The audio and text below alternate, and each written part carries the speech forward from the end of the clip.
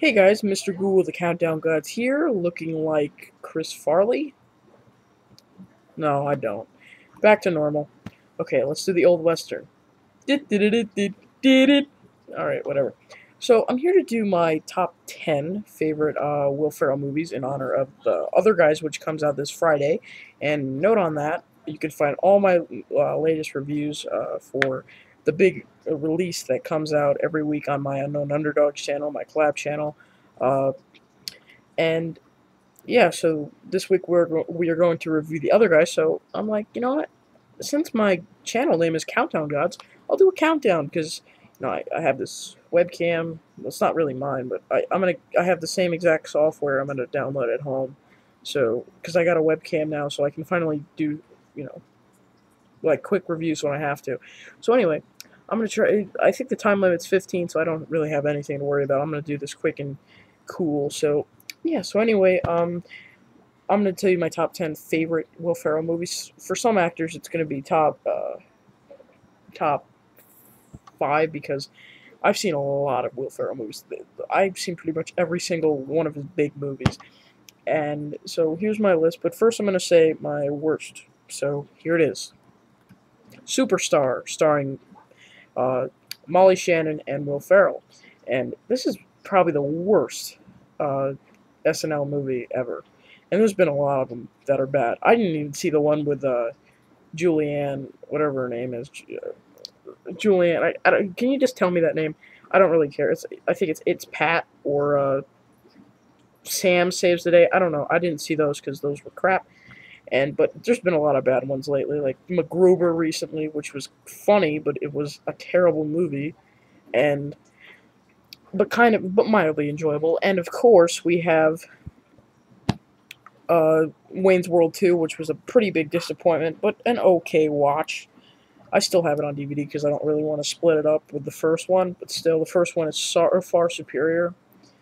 And A Night at the Roxbury is also good, but that just missed my list. That was like my number 11 pick, actually. This and Austin Powers 2 are like very close.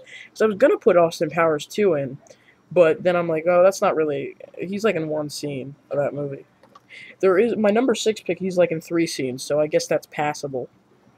So, all right, back to me. Are we cool? Oh crap! All right, so are we back to me now? All right, cool. Yeah, I like the software, right? Good software. All right, so yeah, that's cool. Okay. So anyway, on to my number 10. My number 10 is Blades of Glory, starring Will Ferrell and John Heder. And Will Ferrell, at one point in my life, I actually thought this was the funniest movie of all time. Then I saw it on DVD, loved it even more. Then a few months ago, like in the beginning of the year, I popped it in my DVD player, and I didn't look at it the same way. It was kind of disappointing, but it still is a funny movie. I mean, you can't really deny that. And Will Ferrell pretty much put his all into this movie.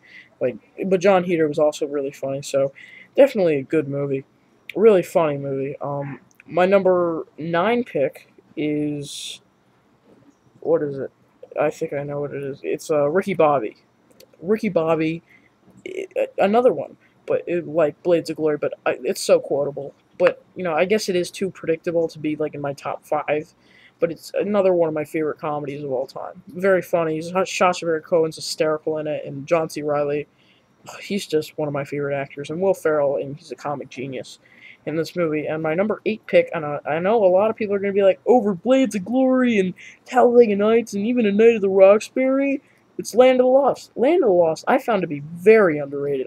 On a second watch, I actually really enjoyed it, and I really liked Danny McBride. And on the second watch, Will Ferrell was actually really funny, and it was actually a really funny movie. And yeah, the plot is pretty original if you look at it. And yes, it is cliched, but I find it to be a pretty campy, fun little action adventure movie that kept me entertained the whole way through. So yeah. As for my number 7 pick, I'm probably his most underrated movie of all time, and it came out in '08, the same year as Step Brothers. It's Semi-Pro. Semi-Pro is absolutely underrated. This is one of the funniest sports movies of all time. I really loved like pretty much all of this movie. And it's a shame that it's not my top 5 because there's a lot of Will Ferrell movies I love, but it's really a great comedy.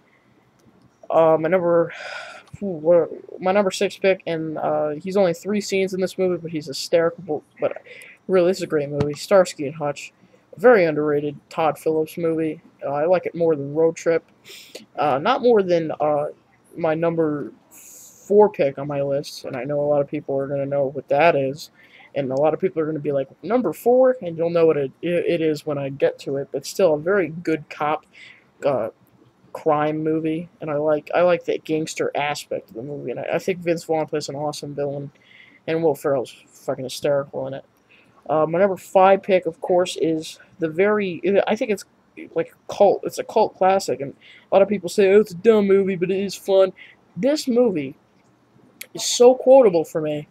Every time I watch it, I laugh hysterically, and it is none other than Step Brothers. Step Brothers is awesome. I absolutely love Step Brothers. I think it's hysterical. Yeah, the plot's stupid, but it's like Grown Ups. Grown Ups really had no plot. At least this kind of had a plot. And it's not just them like cracking jokes. It's mostly that, but it's still really it at least has more of a plot than Grown Ups. Let's just stop rambling. And really, everybody plays their part well except for Mary Steenburgen. She's pretty bad in that movie. Richard Jenkins is pretty funny. And Rob Riggle, like Kobayashi. I mean, that's really, really good. And so, yeah, Step Brothers, really funny movie. Check that out. My number 4 pick is Todd Phillips' second best movie, Old School. Now, what a cast. Like, these 3 guys alone, Luke Wilson, Will Ferrell, and Vince Vaughn, all of them connect great. They all have great chemistry, and it's actually, I might recommend it more than Animal House because it's another very quotable movie. You're crazy, man. And then at the end, when he's at the supermarket, you know it! I mean, Will Ferrell, Frank the Tank, one of the best characters in comedy history. And of course, my favorite part is when he's at the party, and he's like, well, I have a busy day coming up tomorrow. Me and my wife might go to Home Depot, maybe Bed Bath & Beyond. I don't know. We haven't really talked about it yet. I mean, that's just priceless. My number 3 pick is my favorite Christmas movie of all time, and it's Elf. Will Ferrell gives one of his best performances in this movie, and he is hysterical. And James Caan, as his dad, is really freaking good. And it's one of the best it's the funniest Christmas movie. This and Christmas Vacation are like right next to each other, but Elf just always puts a smile on my face during Christmas season. And definitely, if you don't own Elf, what's wrong with you? Just definitely get Elf. It's like one of the most enjoyable movies you'll ever watch, like any time of the year. But most notably, Christmas. My number 2 pick is his best performance, and he's like the Jim Carrey of our generation. I mean, he didn't even get a nomination at the Oscars for this, and I'm talking about Stranger in Fiction. And this movie is very similar to Stranger in Fiction. It's very similar to The Truman Show because just the whole plot-wise, and the performance by Will Ferrell. I mean, his performance was so underrated. He didn't win Best Actor in a Drama, which, I guess that's okay, but he at least should have been up for Best Actor in a Leading Role for the Oscars. But the thing that pissed me off about Jim Carrey and The Truman Show is that he won Best Actor in a Drama. He wasn't even up for an Academy Award. But besides, this is a great movie.